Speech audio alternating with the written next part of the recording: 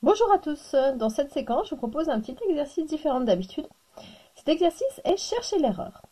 Donc l'idée c'est que je vous propose des calculs dans lesquels il y a des erreurs et du coup il faut retrouver où est l'erreur et puis il faut le corriger.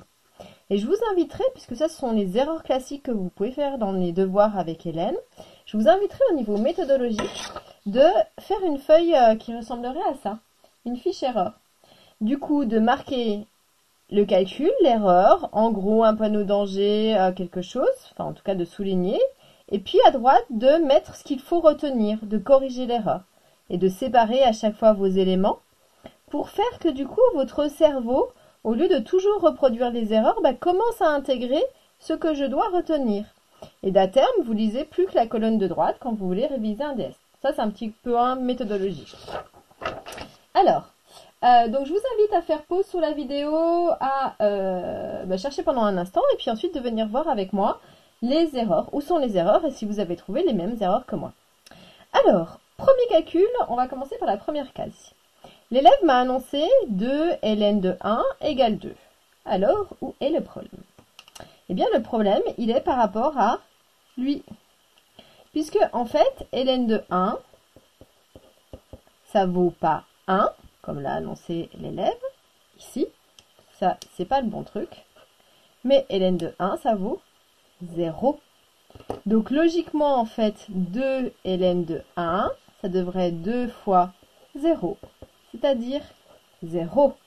Ça, c'est la réponse que l'élève aurait dû donner si, du coup, hop, il avait fait le calcul juste.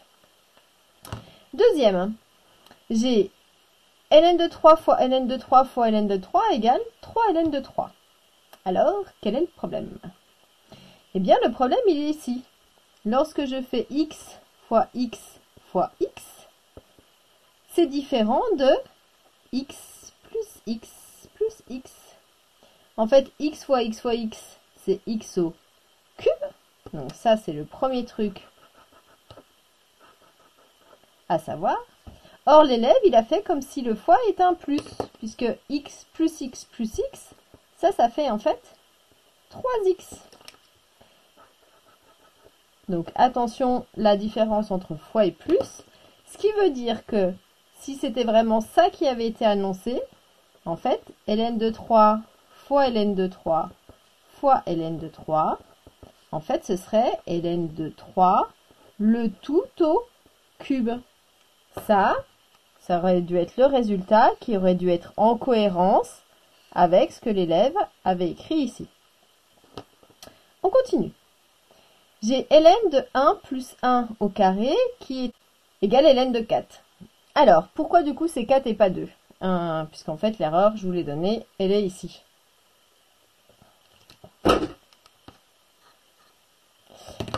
Parce que, en fait, ici, l'élève, il a considéré que le carré était pour tout le monde. Or, ici, en fait, le carré, il va que avec le 1. Sinon, pour avoir 4, eh bien, il aurait fallu que ce soit écrit comme ça. Là, effectivement, j'ai de la parenthèse, donc ça fait 1 plus 1, donc ça fait ln de 2 au carré, donc ça aurait fait ln de 4. Sauf que, si j'écris ln de 1 plus 1 au carré, eh bien, ici, ça doit faire priorité à qui? Priorité à ça, puisqu'il n'y a pas de parenthèse. Donc, ça fait ln de 1 plus 1, donc ln de 2. En fait, là, je me suis trompée en recopiant l'erreur de l'élève. Donc, le truc juste, ça aurait dû être ça, en fait. Le quatrième. 1 demi de ln de 27 égale 2 fois 1 demi de ln de 3. Où est l'erreur? Eh bien, l'erreur, elle est ici. Pourquoi? Parce que 27 par rapport à 3, c'est pas 3 au carré. Si on remonte le calcul de ce qu'il a annoncé à l'envers, ici, je sais d'après mes formules de ln que quand j'ai a ln de b, c'est ln de b puissance a. Donc ça aurait dû faire en fait 1 demi de ln de 3 au carré, c'est-à-dire 1 demi de ln de 9. Or, à la base, on nous annonçait 1 demi de ln de 27. Donc ici, là, problème. Quelle aurait été la solution? Eh bien, en fait, il faut décomposer correctement 27. Donc c'est 1 demi de ln de 3 fois 9. Mais 9, c'est 3 au carré. Donc c'est 1 demi de ln de 3 fois 3 au carré. C'est-à-dire en fait 1 demi de ln de 3 au cube. Et maintenant, j'ai ma petite puissance qui est au cube ici. Donc d'après la formule que j'ai rappelée ici, c'est lui qui doit venir devant. Donc en fait, ça aurait dû faire 3 fois 1 demi de ln de 3. Et non pas 2 fois. Donc ça aurait dû être la rédaction de la correction de ça. Le suivant, 2 ln de 3 moins 1 égale ln de 3. Alors, qu'est-ce qu'a pu faire l'élève comme erreur? Pour moi, l'élève, il a fait 2 moins 1, ça fait 1. Or, en fait, ici, le problème, c'est que ça, c'est des choux, et ça, c'est des carottes. Donc, en fait, je ne peux rien faire. 2 ln de 3 moins 1 donne 2 ln de 3 moins 1.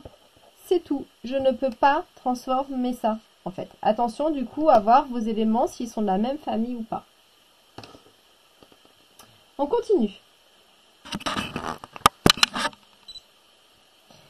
J'ai ln de 25 moins ln de e égale 1 moins 2 ln de 5. Où est l'erreur? Alors, on va repartir, on va le dérouler différemment. Qu'est-ce qu'on peut faire au départ? Eh bien, au départ, je peux transformer ln de e, puisque je connais ln de e. ln de e, ça vaut 1. Et puis, mon 25, je peux le transformer aussi. 25, c'est 5 fois 5, donc 5 au carré. Donc, moins mon ln de e qui vaut 1. Et puis ensuite, ici, je me retrouve à utiliser ma petite formule qui était ici. C'est-à-dire que la puissance de 5 vient devant. Donc, ça fait 2 ln de 5 moins 1. Donc, si je compare la rédaction d'une potentielle correction, comparée à ce qu'a annoncé l'élève, en fait, l'élève, il a changé le sens. Donc ça, attention. Je dois respecter l'ordre, je lis de gauche à droite. Le premier, c'est ln de 25 à qui je soustrais le deuxième qui est ln de 1. Je n'ai pas le droit de transformer le sens. Ensuite, ln de 27 égale ln de 3 fois ln de 9. Où est le problème? Donc, on va repartir. ln de 27, c'est ln de 3 fois 9. Jusqu'ici, pas de souci. Comment se débrouiller? Eh bien, je me débrouille en voyant qu'ici, j'ai un petit signe fois avec mon ln. Je sais que ln, elle est copine avec fois. Donc, je sais que mon ln de a fois b, c'est mon ln de a plus mon ln de b. Donc, ici, je récolte ln de 3 plus ln de 9. Donc, l'élève avait fait une erreur ici. Attention, ça c'est vital, c'est vos erreurs. Vous apprenez pas les formules dans le bon sens et surtout, vous changez les signes.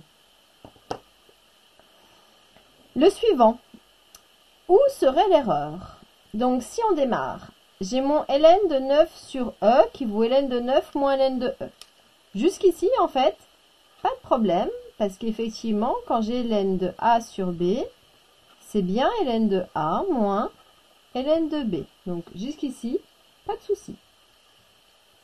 Le deuxième truc, c'est que, en fait, pour passer de l'étape là à l'étape là, qu'est-ce qu'il a fait? Eh bien, il a cherché à transformer le ln de e. Or, ln de e, je vais le mettre en formule ici encore, on a redit, c'est 1.